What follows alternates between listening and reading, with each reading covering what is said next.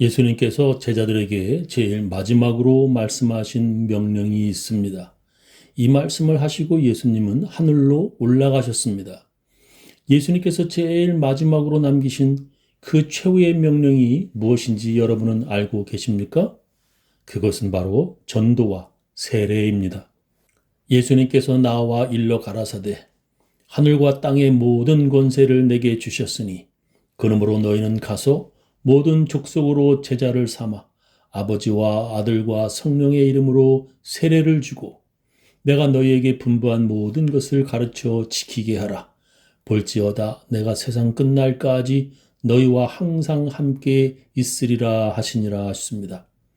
유대인들에게만 세례를 주는 것이 아니라 모든 족속에게 제자를 삼아 그들에게 세례 주라고 예수님께서 말씀하셨습니다. 아버지와 아들과 성령의 이름으로 세례를 주라고 명령하셨습니다. 그리고 세례받은 그들을 잘 가르쳐서 그들이 또 다른 사람들을 전도하여 세례를 주도록 하라는 것입니다. 그래서 예수님의 이 명령이 계속 지켜지게 하라고 말씀하셨습니다.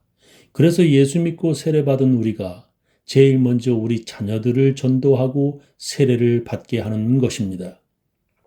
그렇게 하여 유아 세례가 생겨난 것입니다. 그런데 어떤 사람들은 유아 세례를 반대합니다. 그 이유는 성경에 유아 세례가 없다고 주장합니다. 그리고 세례는 믿음의 고백인데 유아들은 그 믿음의 고백을 입으로 할 수 없기 때문이라는 것입니다. 네가 만일 네 입으로 예수를 주로 시인하며 또 하나님께서 그를 죽은 자 가운데서 살리신 것을 네 마음에 믿으면 구원을 얻으리니 사람이 마음으로 믿어 의에 이르고 입으로 시인하여 구원에 이르느니라 하셨습니다. 유아들은 입으로 시인할 수도 없고 또한 회개도 할 수 없는 어린 나이입니다. 그래서 유아 세례는 아무 효력이 없다고 그들은 주장합니다. 베드로가 가로되 너희가 회개하여 각각 예수 그리스도의 이름으로 세례를 받고 죄 사함을 얻으라. 그리하면 성령을 선물로 받으리니 하셨습니다. 아기가 너무 어려서 입으로 시인도 못하고 회개도 못하니 그 세례는 무효라고 그들은 주장하는 것입니다. 그래서 이미 유아 세례를 받았지만 그 아기가 자라서 이제 시인도 회개도 할 수 있는 나이가 되었을 때 세례를 다시 받아야 한다는 이단들도 생겨났습니다. 그들이 바로 제세례파들이었습니다. 그들은 유아 세례의 효력을 부정하였고 다시 세례를 받아야 한다고 주장하였습니다. 우리 기독교는 세례를 다시 받아야 한다는 그들의 주장을 이단이라고 생각합니다. 그 이유는 이런 잘못된 사람들이 생겨나기 때문입니다. 어떤 여자가 어릴 적 감리교회에서 유아 세례를 받았습니다. 근데 그 사람이 커서 침례교회를 다니게 되었는데 침례교회는 몸이 물에 완전히 푹 잠기는 침례를 진짜 세례라고 믿습니다. 그녀가 받은 유아 세례는 진짜 세례가 아니라고 해서 그녀는 침례교회에서 세례를 다시 받아야 했습니다. 그리고 그녀는 천주교 신자인 미국 남편을 만나서 천주교 신자가 되었는데 천주교는 우리의 신교의 세례를 인정하지 않아서 그녀는 성만찬도 못하였습니다. 그래서 할 수 없이 그 사람은 천주교회에서 세례를 다시 받았습니다. 그 여자는 그렇게 3번이나 세례를 받은 것입니다. 이것은 잘못된 것입니다. 왜냐하면 우리가 세례를 받는 것은 어떤 목사님의 이름으로 받는 것도 아니고 교단의 이름으로 받는 것도 아니기 때문입니다. 고린도전서에 세례받는 것은 바울의 이름도 아니고 베드로나 아볼로의 이름으로 세례받는 것이 아님을 성경은 말씀합니다.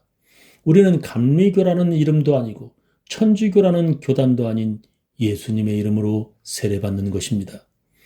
아버지와 아들과 성령의 이름으로 세례를 받는 것입니다.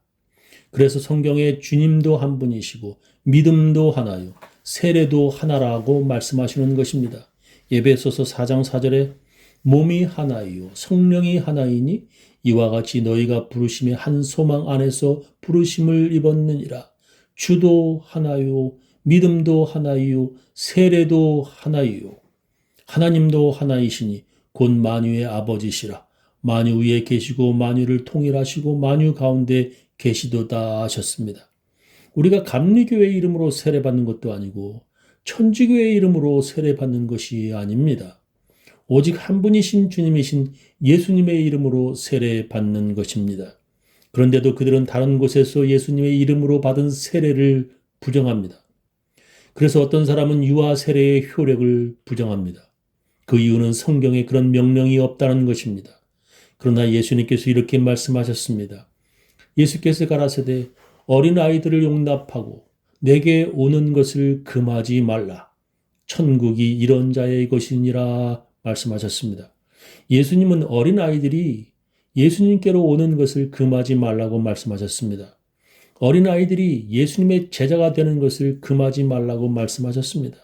그런데도 유아 세례가 성경에 없다고 그들은 주장합니다. 세례는 할례의 전통에서 오는 것이라고 성경은 말씀하십니다. 골로새서 2장 11절 이하에 보면 또 그 안에서 너희가 손으로 하지 아니한 할례를 받았으니 곧 육적 몸을 벗는 것이요 그리스도의 할례니라. 너희가 세례로 그리스도와 함께 장사한 바 되고 또 죽은 자들 가운데서 그를 일으키신 하나님의 역사를 믿음으로 말미암아 그 안에서 함께 일으키심을 받았느니라 하셨습니다. 세례를 그리스도의 할례라고 성경은 말씀하십니다. 구약 성경에서 할례는 하나님의 백성이라는 표시입니다. 예수 믿는 사람들은 이제 할례가 아니라 세례를 받고 하나님의 백성이라는 표시를 받게 되는 것입니다. 그것을 성경은 세례가 구원하는 표라고 말씀하십니다. 베드로전서 3장 21절에 보면 물은 예수 그리스도의 부활하심으로 말미암아 이제 너희를 구원하는 표니 곧 세례라. 육체의 더러운 것을 제하여 버림이 아니요 오직 선한 양심이 하나님을 향하여 찾아가는 것이라 하셨습니다. 하나님의 백성된 표시인 할례는 태어난 지 8일 만에 받는 것입니다. 그 전통을 우리 기독교인들은 유아 세례로 이어받는 것입니다. 태어난 지 8일 된 그 아이가 그 할례 받는 것이 무슨 뜻인지 어떻게 알 수 있습니까? 그 아이가 커가면서 그 뜻을 알아가게 되는 것입니다. 그 부모가 그 아이를 키우며 가르치는 것입니다. 이제 우리는 그 할례의 전통을 유아 세례로 대신하는 것입니다. 남자만 받는 할례가 아니라 여자도 세례를 받는 것입니다.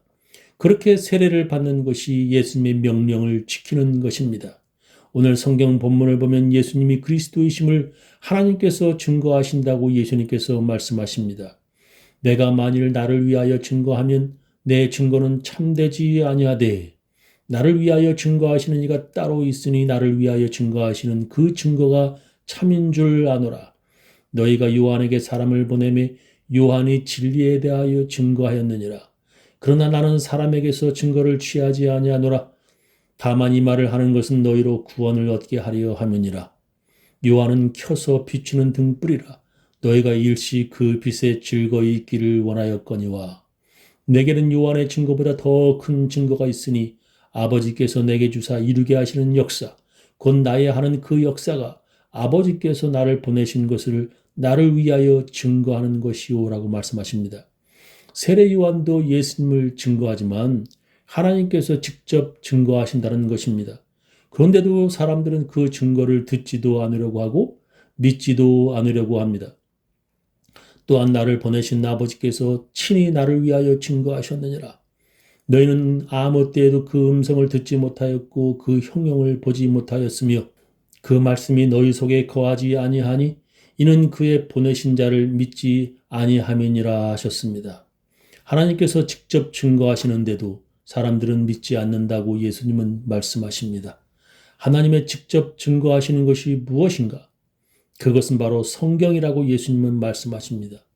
너희가 성경에서 영생을 얻는 줄 생각하고 성경을 상고하거니와 이 성경이 곧 내게 대하여 증거하는 것이로다. 그러나 너희가 영생을 얻기 위하여 내게 오기를 원하지 아니하는도다. 나는 사람에게 영광을 취하지 아니하노라. 다만 하나님을 사랑하는 것이 너희 속에 없음을 알았노라 하셨습니다. 성경이 바로 예수님을 증거하는 것이라고 예수님은 말씀하십니다. 그런데도 믿지 아니하는 것은 하나님을 사랑하는 것이 그들 속에 없음이라는 것입니다. 예수님께서 주신 최후의 명령인 세례가 할례에서 오는 것임을 성경은 증거하고 있습니다. 그런데도 그들은 믿지 않고 유아 세례도 부정하는 것입니다. 그런 사람들은 이미 모세의 증거로 고발당한다고 말씀하십니다. 나는 내 아버지의 이름으로 왔음에 너희가 영접지 아니하나 만일 다른 사람이 자기 이름으로 오면 영접하리라. 너희가 서로 영광을 취하고 유일하신 하나님께로부터 오는 영광은 구하지 아니하니 어찌 나를 믿을 수 있느냐.